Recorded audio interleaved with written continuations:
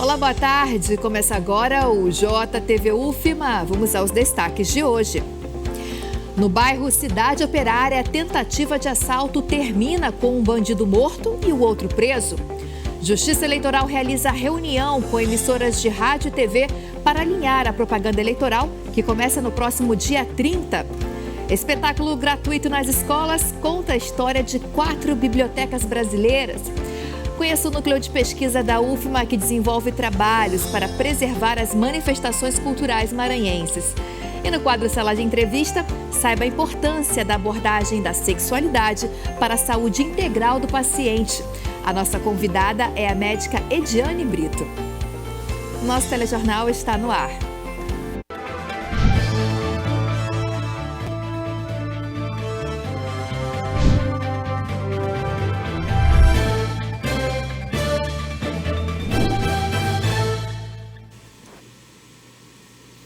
Quinta-feira, 22 de agosto, vamos aos destaques de hoje com um giro de notícias.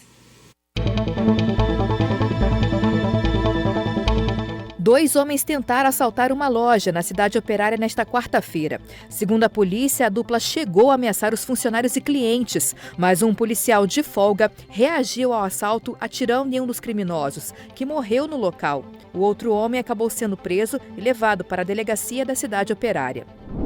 No município de Davinópolis, um homem foi preso em flagrante por tráfico de drogas, por produção de skunk, conhecida como a super maconha. O local de produção da droga era um ambiente preparado para o cultivo.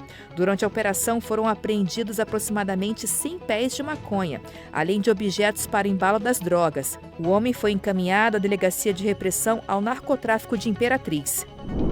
No Maranhão, já foram registradas pelo aplicativo Pardal 55 denúncias durante o período eleitoral. Os dados foram fornecidos pelo Tribunal Superior Eleitoral. As denúncias vieram de 10 municípios maranhenses, incluindo a capital, São Luís. O aplicativo Pardal permite denunciar irregularidades nas campanhas eleitorais.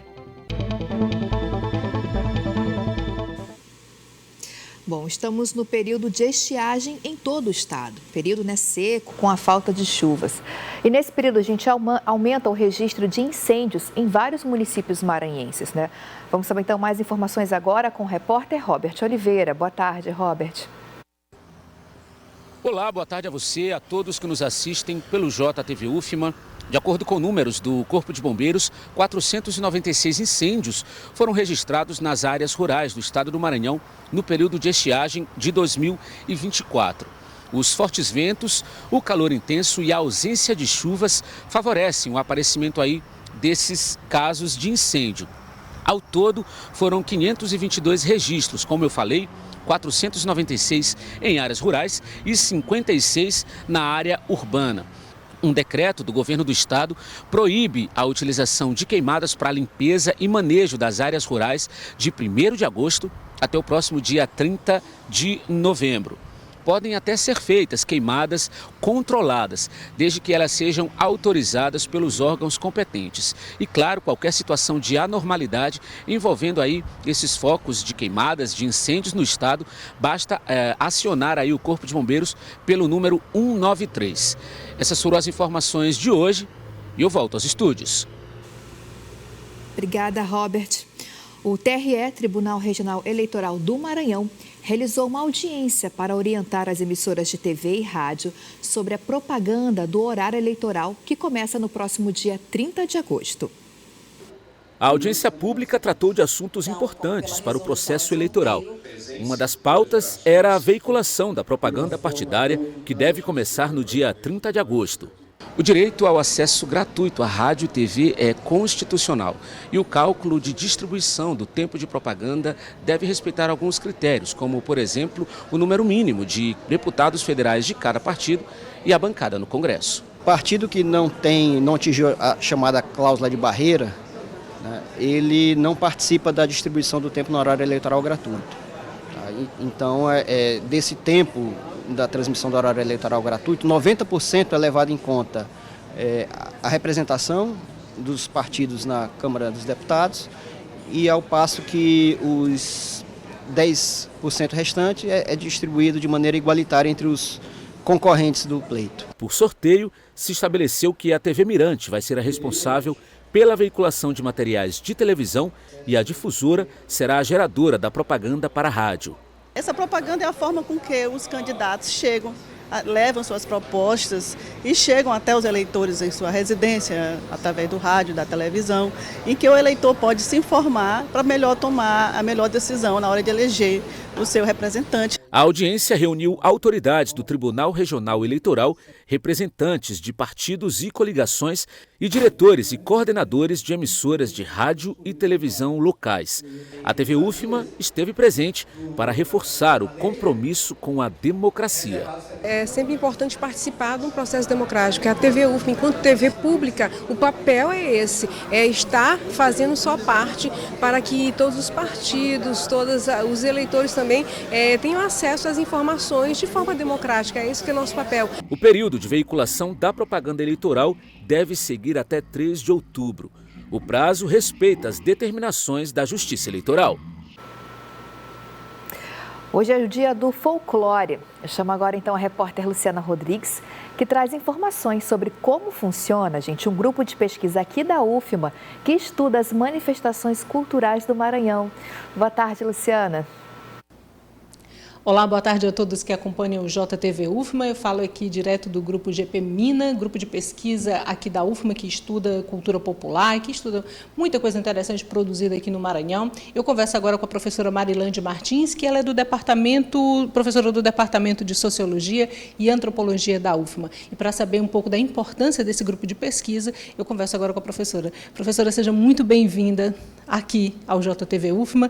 Queria que a senhora falasse um pouquinho sobre a importância desse grupo. Oi, obrigada pelo convite, pela oportunidade. Bom, o grupo Religião e Cultura Popular, GPMina, ele tem mais de 30 anos e foi fundado por pesquisadores aqui da UFMA, a professora Mundi Carmo e o professor Sérgio Ferretti, e tem realizado pesquisas há mais de 30 anos e eu estou dando continuidade a esse trabalho.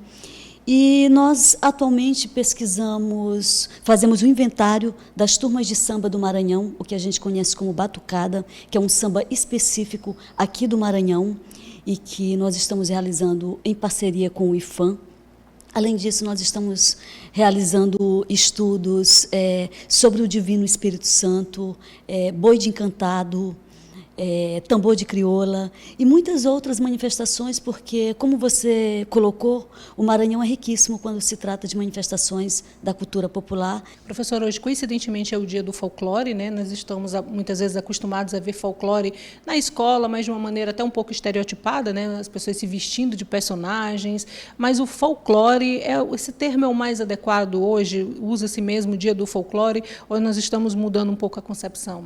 Então, o termo folclore ele foi utilizado porque na década de 40 começam os primeiros estudos com os chamados folcloristas, que são pesquisadores com boas intenções, estudos sérios, porém ainda numa perspectiva positivista e colonialista. Então, eu acho que o termo folclore hoje ele tem que ser visto numa perspectiva contracolonial, né? Ele não pode ser visto como uma coisa engessada, como algo que remete a um passado que já acabou ou um resquício. Ao contrário, essas manifestações estão vivas e são extremamente importantes para a cultura brasileira e para o Maranhão. E quem quiser conhecer o trabalho realizado pelo GPMina, encontra as publicações, vocês têm Instagram, onde que pode pesquisar? Nós temos o site do GPMina, que é www.gpminaufma.br, e temos também o Instagram, GPMina, e temos o Museu Afrodigital, que também é ligado à UFMA, que tem muitas informações, muitas imagens de todo esse trabalho que nós realizamos ao longo de mais de 30 anos aqui na universidade. Obrigada pela sua participação aqui no JTV UFMA. Muita coisa interessante. Olha, são 3 lugares que vocês podem pesquisar um pouco mais sobre a cultura popular, sobre o folclore. Vale a pena estudar um pouco mais o que a professora falou sobre essas mudanças de nomenclatura e, quem sabe, buscar uma nomenclatura mais propícia para o momento. Eu volto com você no estúdio. Verdade. Obrigada, Luciana. Parabéns a esse grupo de pesquisa aqui da nossa universidade. Uma viagem por 4 bibliotecas brasileiras e a importância de preservar esses templos do conhecimento, locais que guardam a nossa história. Esse é o tema do espetáculo teatral Onde Moram os Livros, que está sendo realizado em alguns municípios maranhenses, inclusive aqui na capital São Luís. Os nomes dessa sala são uma sensação, são os originais da inauguração. Onde Moram os Livros? Uma viagem por 4 bibliotecas brasileiras e suas histórias. A Biblioteca Nacional e o Real Gabinete Português, no Rio de Janeiro. A Biblioteca Pública do Amazonas e a Biblioteca Benedito Leite, claro, em São Luís. ABC, tem uma biblioteca bem perto de você. Com música, dança, fantoches e alegria, os atores vão apresentando às crianças a importância dos livros. É justamente para mostrar a importância dos livros, a importância desses lugares que arquivam a nossa história. Em si só a construção desses prédios já é uma história. Aí quando junta as histórias dos grandes autores, né, dos nomes renomados que construíram a nossa literatura, aí isso fica mais importante ainda. O anfitrião é Dom Pedro II, mas tem Camões, Maria Firmina dos Reis, maranhense, primeira romancista negra do Brasil. E muita empolgação para apresentar ao público a importância dos livros e dos escritores. Para os atores, a satisfação de falar sobre obras literárias para um público tão atento.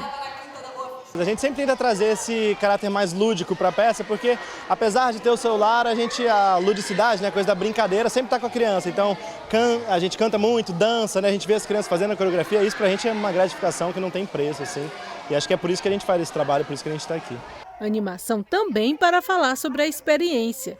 Se depender dessa galerinha, muitas bibliotecas vão continuar existindo. Muito legal mesmo. Eu gostei. Não é a primeira vez que eu assisto, mas eu gosto muito de assistir peças. Eu achei legal. Legal? Gosta de ler? Gosto. Eu amei muito. A melhor coisa que eu já vi no mundo. Eu gosto muito de livros, ler. A melhor coisa do mundo que eu gosto. Se é impossível dizer qual a biblioteca mais bonita, difícil também é escolher qual o leitor mais apaixonado nesta plateia. Biblioteca! A biblioteca? E você gosta de biblioteca?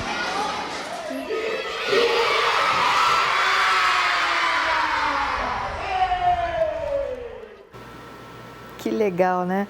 Olha, gente, em São Luís, as apresentações do espetáculo teatral Onde Moram os Livros acontecem até este sábado em várias escolas e de forma gratuita. No sábado, dia 24, tem uma sessão inclusiva com acessibilidade para pessoas com deficiência e tradução em Libras para o público da Paz São Luís. Essa apresentação vai acontecer às 10 horas da manhã no auditório do Centro Universitário SESC, no bairro Anil. Depois, o espetáculo segue para Santa Inês e a Sailândia. Veja a seguir a importância da abordagem da sexualidade para a saúde integral do paciente. Esse é o nosso tema do quadro Sala de Entrevista. A nossa convidada é a médica Ediane Brito. Vamos para o intervalo e voltamos já já.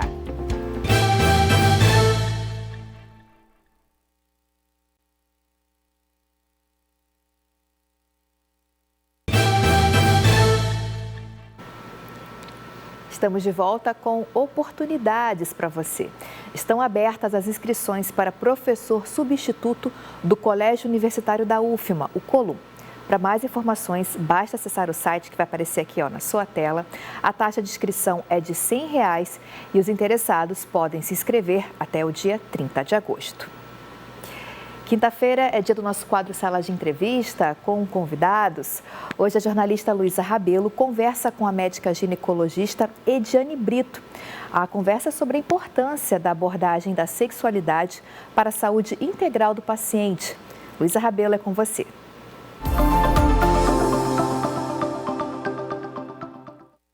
Abordar a sexualidade muitas das vezes é um tabu até mesmo dentro dos consultórios na relação paciente-médico. E por esse motivo, diversos prejuízos à saúde desse paciente pode ser adicionado à queixa inicial. Buscando aprimorar os atendimentos, a médica ginecologista pós-graduada em sexualidade humana, Ediane Brito, tem realizado aí um trabalho de conscientização e capacitação desses profissionais. Ela é a minha convidada de hoje do Sala de Entrevista. Boa tarde, doutora. É um prazer recebê-la aqui no Sala de Entrevista. Boa tarde, Luísa. Boa tarde a todos. É um prazer também estar aqui com vocês. Para a gente começar, eu queria que você falasse um pouco de como esse não aprimoramento desses médicos, principalmente, pode atrapalhar ou pode prejudicar na saúde e na queixa inicial desse paciente. Muito bem, Luísa. A primeira definição de sexualidade da Organização Mundial da Saúde, ela fala que a sexualidade é uma necessidade básica do ser humano, é um eixo central da existência humana. Não é só uma questão ligada a sexo propriamente dito.